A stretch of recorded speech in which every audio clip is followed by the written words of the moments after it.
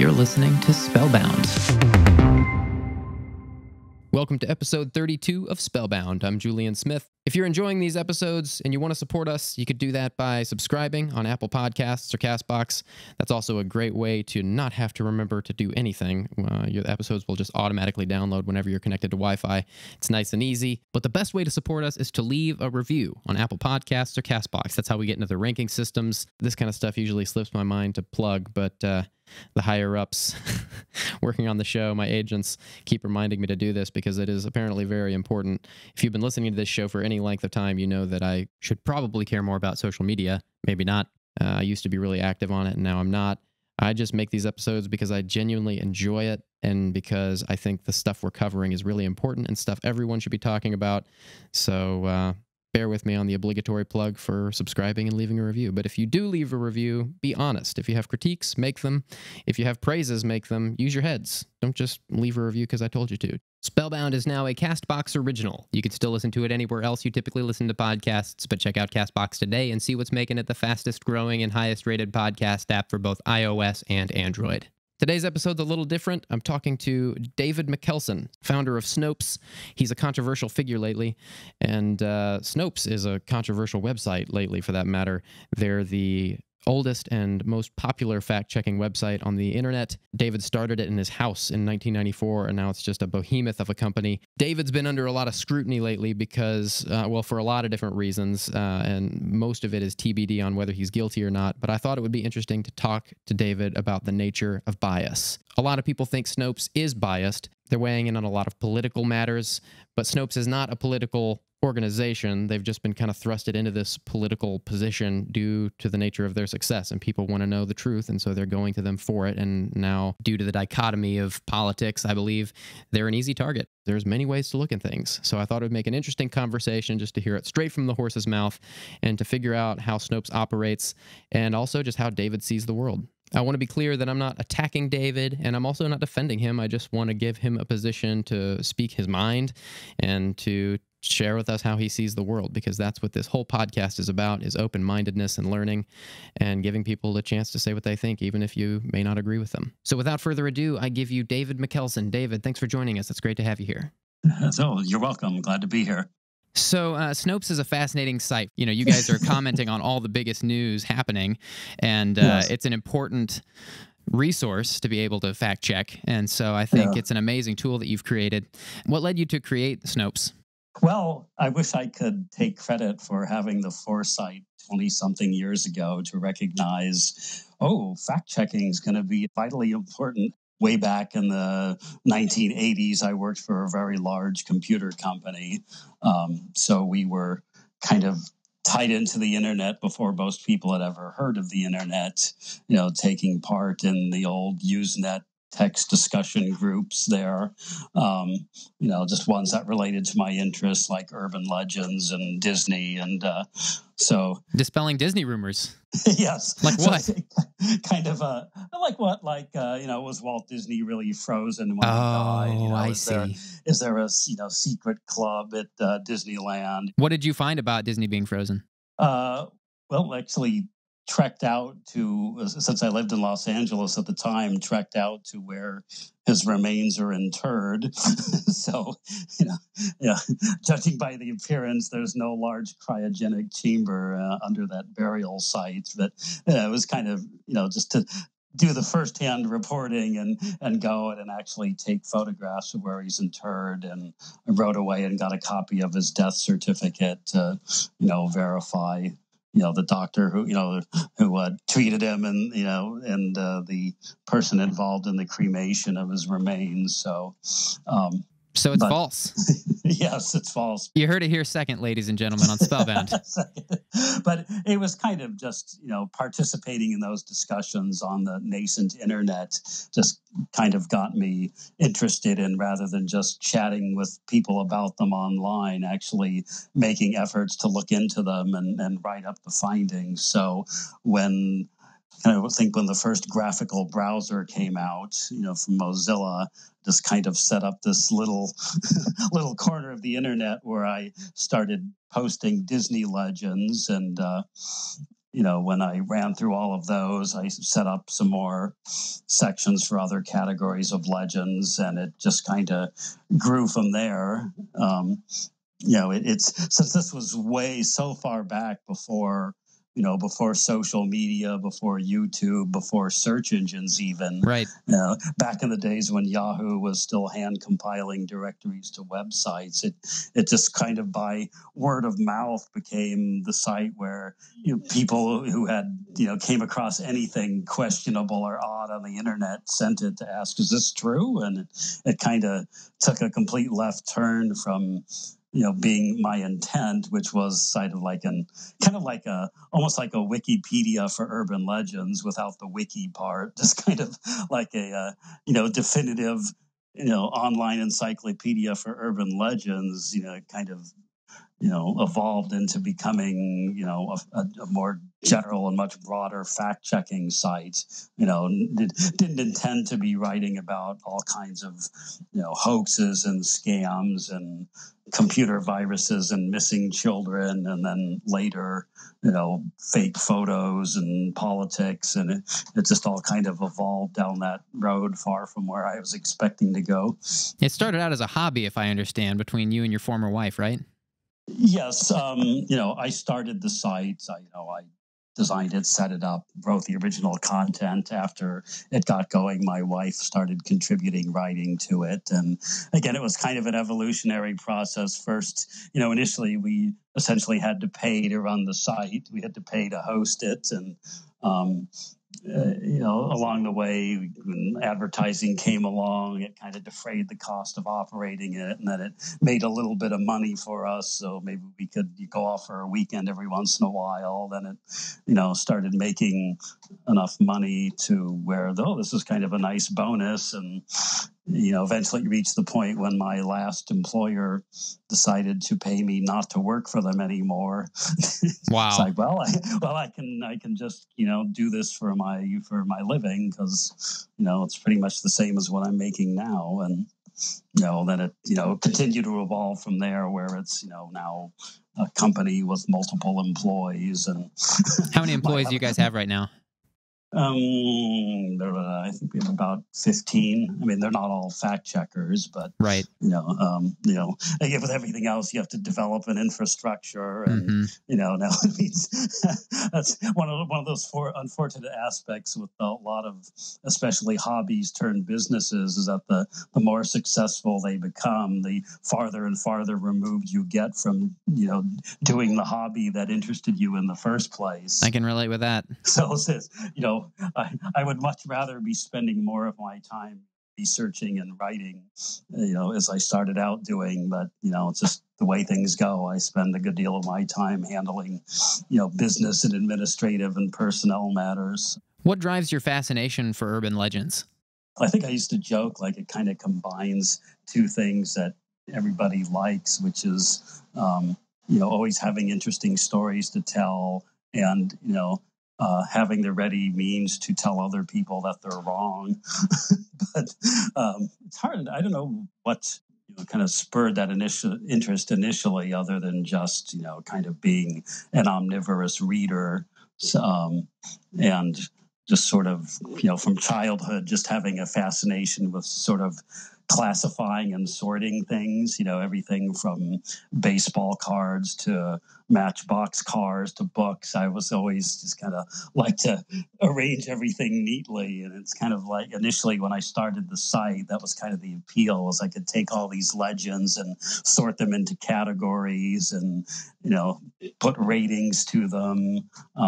But initially, and it's still true to some extent, it's kind of an unfortunate aspect of what we do now, is that what the audience really wants is for everything to have a true or false label slapped on it. And to us, that's always been one of the least interesting or even important aspects of what we do, because, kind of what's more, informative is kind of why people believe these things, how they get started, how they're spread, why people, believe in them in the first place, and in many cases, why people continue to believe in them no matter how much evidence to the contrary you present. I mean, that's, that just goes beyond just, collating and presenting facts, but, kind of examining the psychology of human nature.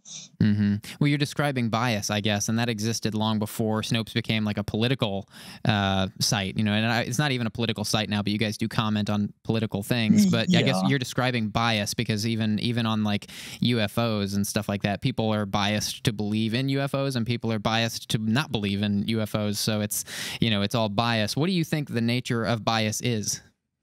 Well, I don't know if I'd call it all bias in the sense that that word conveys, because sometimes it can be, an unconscious bias, or it can just be a lack of information. But a lot of things, anything we can think of, from racism to political leanings can be formed just by the environment in which people are raised, where they're only exposed to maybe one point of view. If you come from an ultra conservative or liberal household, or you come from a very religious or non-religious household, that can't help but kind of form the viewpoints that you hold, and as you mature. So certainly there's that aspect to it. I mean, everybody is exposed to different influences and information, and it was kind of hoped that the internet would sort some of that out, by providing people with more good and reliable information. But of course, we've seen it's also had the complete opposite effect of essentially leveling the playing field and giving their purveyors of all kinds of bad and malicious information, equal footing with, who knows, the New York Times or, the American Medical Association. I mean, there's no barrier to entry anymore. It can be done very easily and cheaply, as we saw in the last election.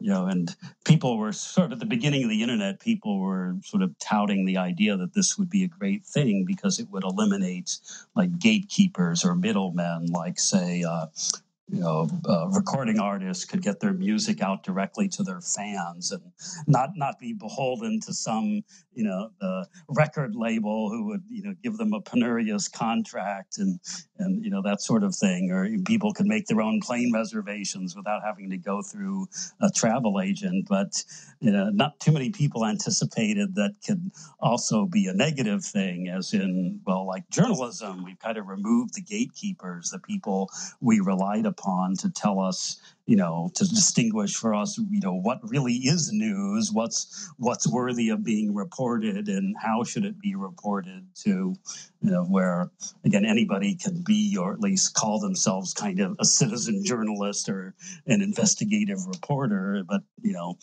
be putting out nothing but a whole lot of badly sourced misinformation. Right.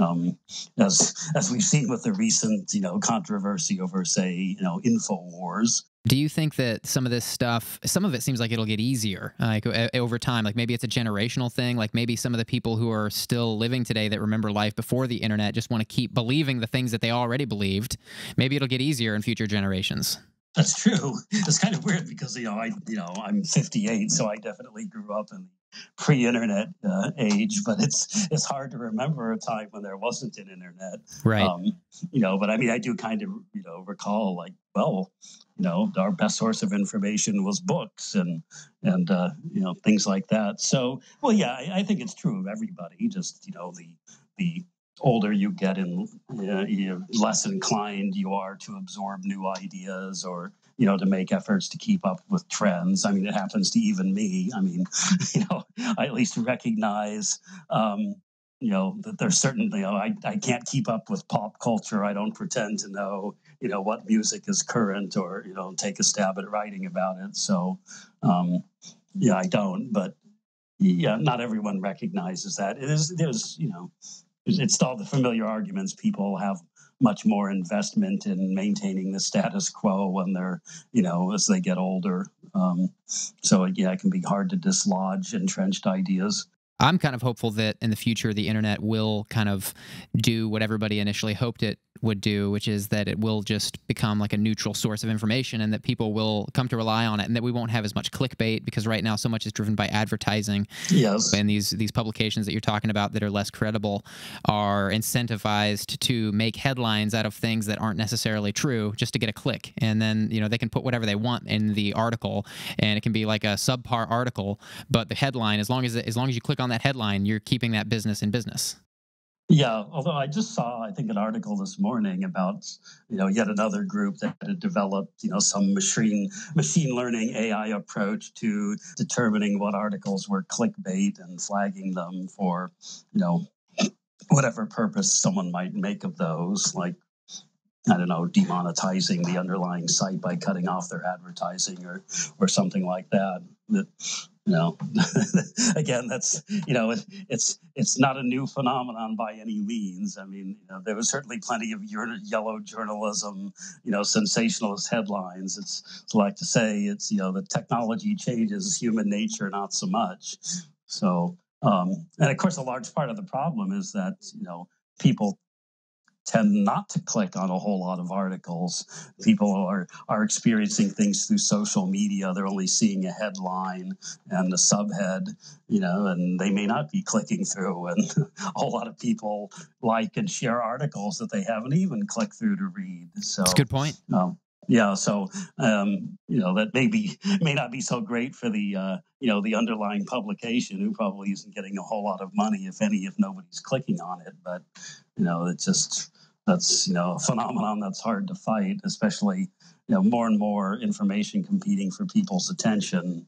This, as everyone acknowledges, the less inclined people are to spend time actually reading much of anything. At least from any one particular source. Mm-hmm. Yeah, biases are comfortable for people, I think, because people just want to think what they already think. They don't want to do the work to go learn something new a lot of the time. So it's just more comfortable for them to share a headline, like you said, without reading it.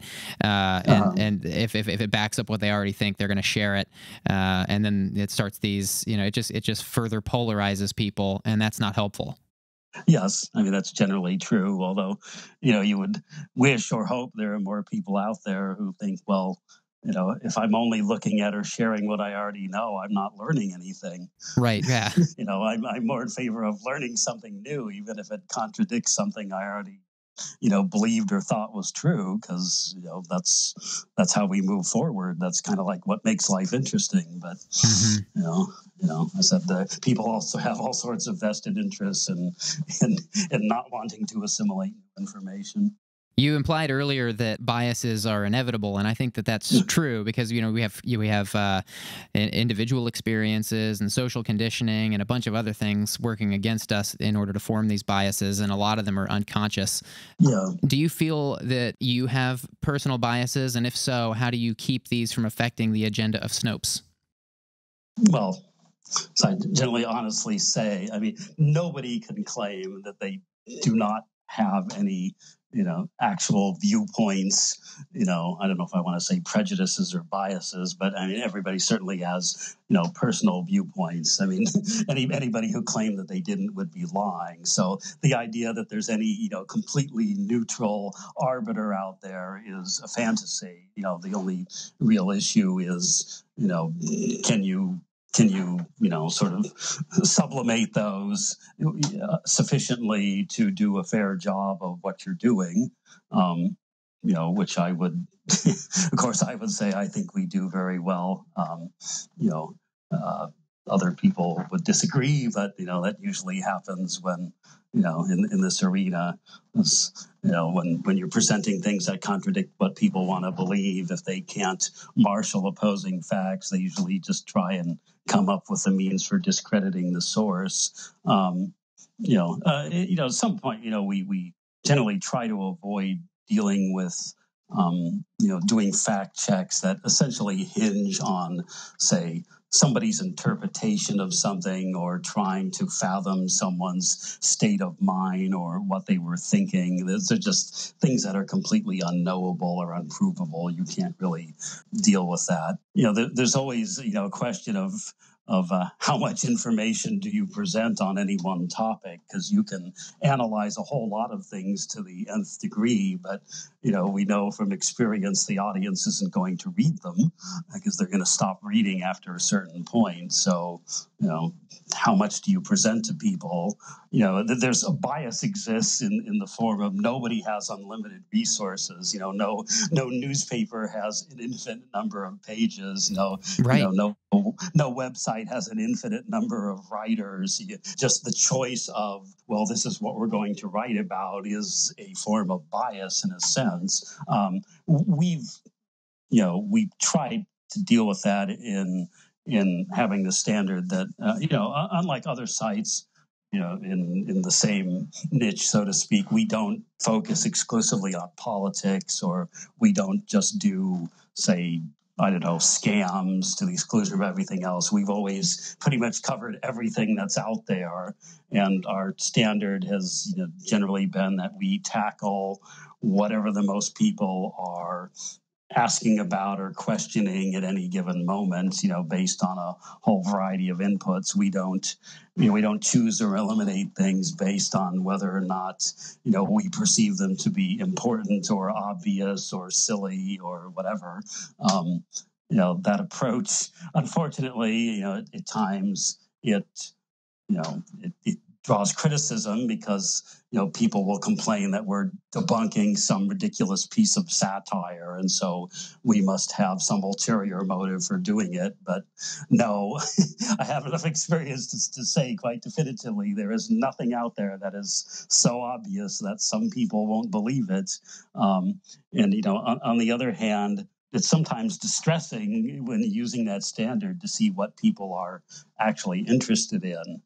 Say that there may be a story out there about, a chemical attack on civilians in Syria, and people are asking questions about, did this attack actually happen? And was it perpetrated by the government, or was it a rebel group, or was it, some outside agency that was blaming it on the government or the other side? Yeah. The interest that we see expressed in that is kind of marginal. Maybe if it made gas prices shoot up to $8 a gallon tomorrow, people would be interested, but otherwise not. Whereas some completely dumb thing like a fake photo of President Trump, experiencing a diarrhea attack on a golf course, or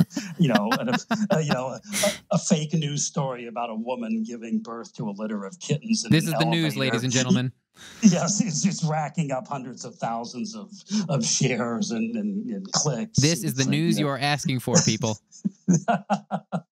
Yeah, so I don't mean to imply that Snopes is entirely political, because I know that's not true. But what I am getting at is that politics are a huge topic today, and it's pretty much all anybody wants to talk about. And so, unfortunately, Snopes is in a place where a lot of people are relying on you guys to provide political information. Yes. And so, I guess one question that would be interesting to know is: are you guys hiring fact checkers that are Republicans and Democrats and libertarians and all of the above, or is it do you guys have one more than the other? Well, one thing is that I don't ask, nor do I think it's appropriate to ask people when you're hiring them. So what's your political leaning? Well, don't you think it's appropriate given the agenda of Snopes? Well, no, because I think it's kind of a fallacious argument, because first of all, the presumption is that people are going to slant their writing according to their own political beliefs. And, the whole point of this is that's not supposed to happen. And secondly, if you assume that were happening, the way that you deal with, bias is not, oh, well, we'll just use people who are biased on each side and that will somehow magically balance out. I mean, it's kind of like the old joke of, if you stick one foot in a bucket of scalding water and another foot in a bucket of cold water, well, statistically you're comfortable. you don't eliminate bias by employing bias in both directions. You counter bias by having people who can work objectively despite their personal viewpoints. So. But you just said that nobody's free of bias. I mean, and furthermore, I think you could say when you're researching, well, anyways, when I'm researching anything on my own online, I research points and counterpoints. Yes. That's kind of, I guess, a form of unbiased research. I mean, don't you think that knowing who you're hiring and who's doing the fact checking and making sure that it's balanced would provide more results? Maybe not like more accurate results, but just more results to pull from?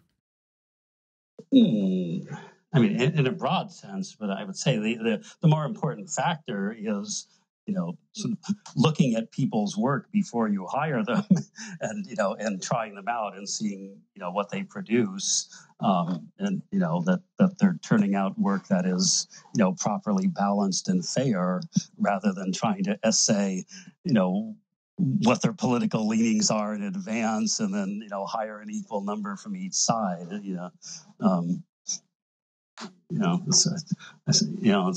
It's a tricky thing, but I said it's like you don't, it just doesn't work to say unless everything you're putting out is kind of like like the old point counterpoint, where you're having two people from opposite ends of the spectrum contribute to one conversation. So it doesn't really work that way.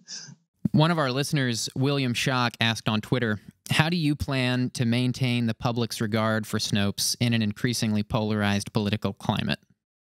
Well, I don't know if there's any real answer to that other than just, continuing to do what we do. As I said, there's always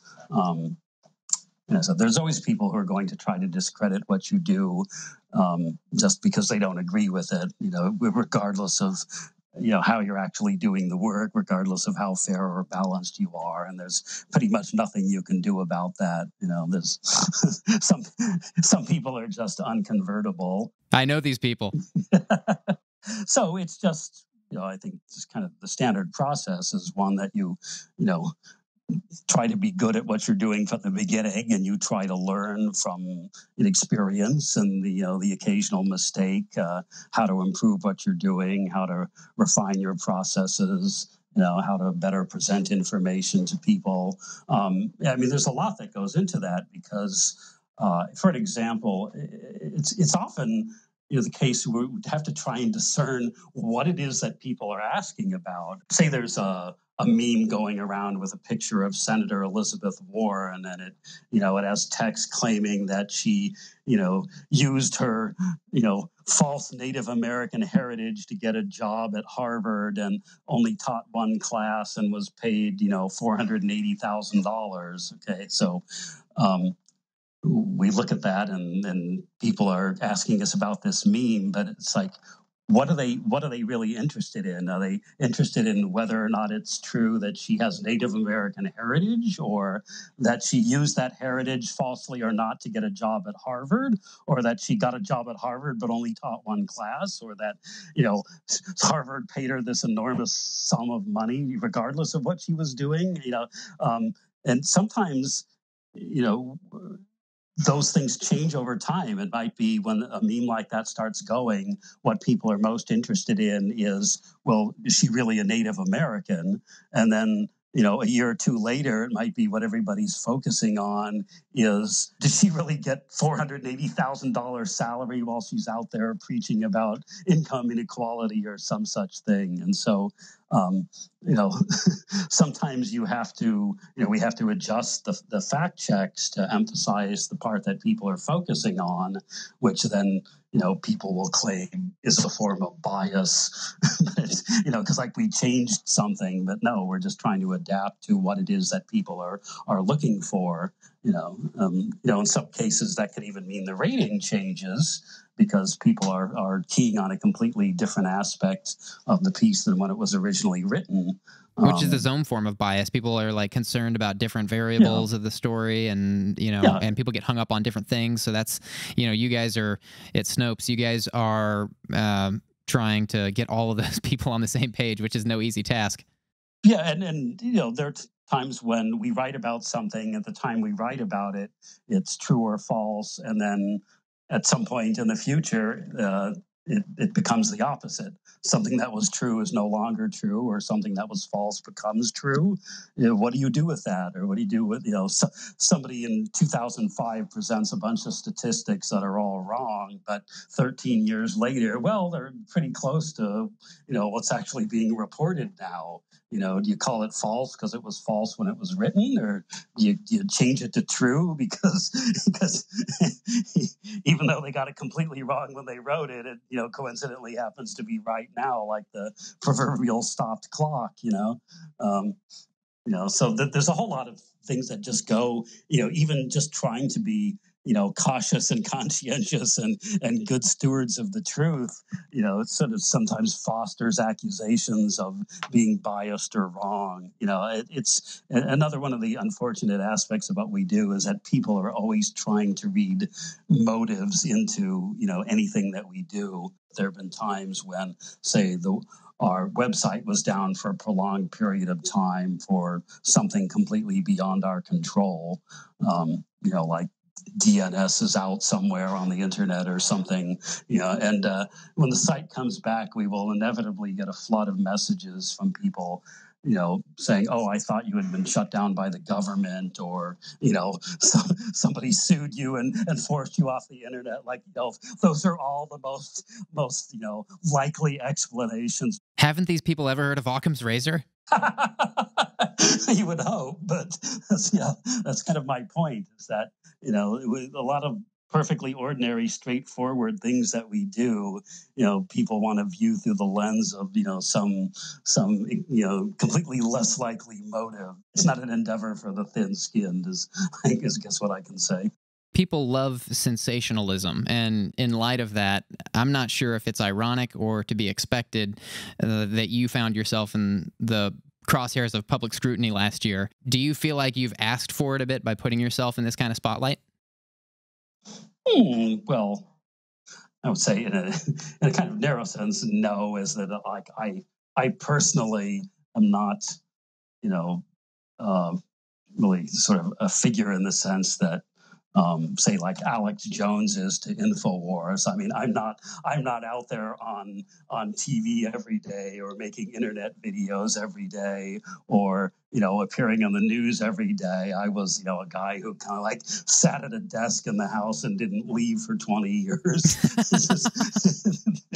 So there's the work that I've done and that I've been doing has been far less about me personally than a lot of other people who are working either side of the street. Let's say I'm not an Alex Jones, I'm not a Geraldo Rivera. Yeah, but even more so that you kind of became famous last year. You kind of became at the forefront of a conversation, and why do you think that was? Well, I guess, still not famous in the sense people don't really recognize me walking down the street. But I think most of that was spurred by, people falsely, although you might say it's another case where something that might have been false became more true. But when the whole hullabaloo, about fake news came out, immediately after the election, and Facebook was being heavily criticized. And so Facebook decided to start their, fact-checking partnership, to try and tamp down on fake news. It was being incorrectly reported by, people on one side of the political spectrum that, oh, Facebook is going to allow these certain entities to determine what you can read or can't read, or is going to allow, PolitiFact or Snopes or Fact Check to censor conservative viewpoints, and, a whole bunch of stuff that wasn't true. Facebook hadn't given us the power to do anything at all. But that created a lot of controversy and backlash, and, spurred certain people to try and discredit, these organizations and entities that were supposedly going to be given the power to crush conservative viewpoints on the internet. So, and as I said, if you can't counter things with facts, if you can't, prove that what people are doing is wrong, that they're giving you bad information, then you just try and dredge up anything you can to try and discredit them, even if it has absolutely nothing to do with the actual work. Right. I heard about the controversy last year that there was a number of them that came up around Snopes, especially when you guys were transferring ownership over your former wife's share over to Proper Media. How have things kind of leveled out a year later now? And what are things like at Snopes? How is it different? How is it the same? Well, you mean just in an overall sense? Or? Yeah, I mean there were rumors that that you had embezzled money. There were rumors that you were withholding things from Proper Media that were theirs, and firing people and stuff like that. I mean, what happened with all that stuff? Well, I'll say from our standpoint, all of that was false. I mean, nobody at Proper Media even accused me of embezzling money. It was I think our side of the story has been out there. It's basically we canceled a contract with them for very good reason. They didn't like it because it was a lucrative contract for them, and they responded by essentially stealing our revenue for months on end and holding our website hostage. And that wasn't a contract dispute, because even if the contract between us had continued, there was nothing in the contract that says you get to have sole control of Snopes' website, and you get to keep all of the revenue the website earns. I mean, there was no legal theory that justified any of that. They just retaliated by trying to starve us into submission. I can just say at this point we've, at least for now, recovered most of the money they stole from us. But the legal system being what it is, we pretty much had to spend a like amount of money on legal fees to get that money back. So it's kind of a wash. It's, our legal system doesn't work on a loser pays basis. So being right doesn't necessarily gain you anything. It's put us at a definite disadvantage. We've had to spend so much time trying to operate, just day to day to have enough money to keep going, and with trying to deal with the money that was stolen from us, and all the expense in trying to get it back, and having to waste so much time dealing with legal issues rather than running the site. It's been very frustrating and difficult. But we've persevered. We're still here. In a broader sense, it's kind of something all publishers in our position face. By our position, I mean being wholly or largely dependent on online advertising. We're not, like some of the other sites that are similar to ours. We're not, a nonprofit. We're not part of any larger business or foundation. We're completely self-supporting. Well, at least until we had to run a GoFundMe to keep going, we were. But we historically always derived all of our advertising or all of our revenue from online advertising, and that's a pie that more and more people are competing for every day. And it's also kind of an area that unfortunately is subject to a whole lot of fraud. Bots and click fraud, and people trying to game the system to earn advertising revenues they're not entitled to, and competing with the Macedonian teenagers who are pumping out fake news about Donald Trump and Hillary Clinton to make money for themselves and taking it away from the reputable publishers. So pretty much every online news organization is in the same situation of how do we raise money other than online advertising? Will our readers donate? Can we go to a subscription model? Can we find other revenue streams like podcasting or something like that? So it's a continual business challenge. I know you said that Proper Media wasn't accusing you of anything, but I read something that said that they were accusing you of trying to drain profits from Snopes. Yes. So that's not exactly true that they didn't accuse you of anything. Well, I said they didn't accuse me of embezzling anything, but I will just say, again, I'm sure you can understand with litigation still ongoing, I can't say a whole lot about it, but I'll just say no. That's completely false. It's another unfortunate aspect of our legal system that in a lawsuit you can say anything, no matter how untrue, with no repercussions, because unless it's a sworn statement, it's not perjury, and you're protected from libel. So people can and do put false things in court filings, knowing full well that it's going to become part of the public record. Right. Not that I'm definitively asserting that's what happened in this case, but I will contend that there was much false information in court filings that, unfortunately, we have to wait until there's an actual trial to, prove untrue. And it takes a long time for things to wend their way through the court system. Is there any idea on when that lawsuit will be winding down or coming to a head?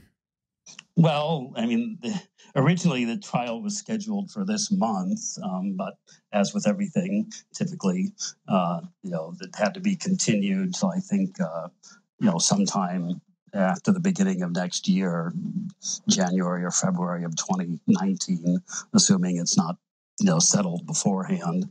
So what's next for Snopes and for you? I mean, you're in the middle of a lawsuit still.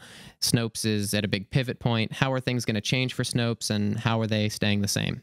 Lawsuits are kind of like wars in the sense that it's, a whole lot of inactivity, punctuated by brief moments of, terror and people frantically rushing around doing things. But in terms of what we're doing, it's, more of what we've always been doing, in a sense of, hoping to, hire more people, cover more, but, a lot of other things that go along with that, like, detecting, false or questionable information earlier, so that it can be, debunked or tackled earlier, trying to trace where things come from, so that, you can detect patterns and possibly, cut off particular sources or, know to keep an eye on them.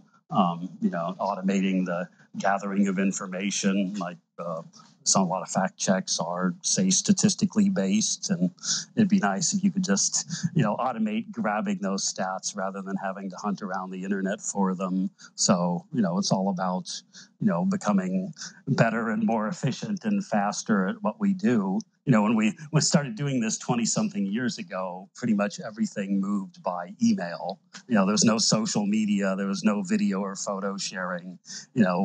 Anything that went viral was viral because people were forwarding it to their acquaintances on email. And so typically we'd have, at least a few weeks to look into things, to research where they came from, write them up before they, truly went viral. But now, somebody posts something outrageous on Facebook and, 20 minutes later, it's a headline in the New York Post. Right. And then lastly, how are you holding up personally in the middle of all this? I mean, there's a lot of weight on your shoulders. There's a lot going on. How are you feeling? How are you doing? Well, it's at the moment, it's, keeping me pretty busy. A long time ago, I used to joke about people would ask how much time do you spend working at this, back when it was a hobby mostly. And, I'd usually say, well, every waking moment, but not a bit more. And eventually, as it kind of grew, it became less of that. It's like, okay, I've got other people working on this. I don't need to work so hard. But now it kind of reverted to where it was originally, where it's, pretty close to every waking moment of every day, weekend or not. It's just, there's just so much to be done and so much to tackle. And, it's not, it's one of those things like housework. There's no finiteness to the job. You can't, ever sit down and say, okay, I'm done, I'm Right. finished. I'm going to go have a beer and, go back to work tomorrow. It's just, you do what you do. And then when you're finished, you start all over again. And, it's a never-ending cycle. So certainly my wife complains a lot about the lack of separation between working life and personal life. But, we'll hope that'll work out in the end. Sounds like you're doing okay. Sounds like you sound Yeah. you sound optimistic. You sound upbeat about everything. Well, today, some days are a lot harder than others. Yeah, but who knows? Maybe tomorrow somebody will give us a $20 billion grant, and they can hire an army of fact checkers, and I can relax in an easy chair. But probably not going to happen. What did you make of this episode? What do you think of Snopes, David Mikkelson's story? If you want to leave a comment, a great place to do that is the brand new YouTube channel, youtube.com/spellbound show. It's a great place to interact with the other listeners, to share some thoughts. And be sure to subscribe wherever you listen if you're enjoying the show. That's a great way to support us. You can also leave a review on Apple Podcasts or CastBox. If you want to shoot me an email, you can do that. hello@spellboundshow.com. You can also tweet me, Instagram me, or Facebook me at Julian was here on all three. Easy enough. I'm Julian Smith. This has been Spellbound. Thank you so much for listening. I hope you're enjoying this show as much as I am. This is by far my favorite, most rewarding project I've ever worked on, and it means so much to me, all of your support. Until next Monday, take care. Have a great week.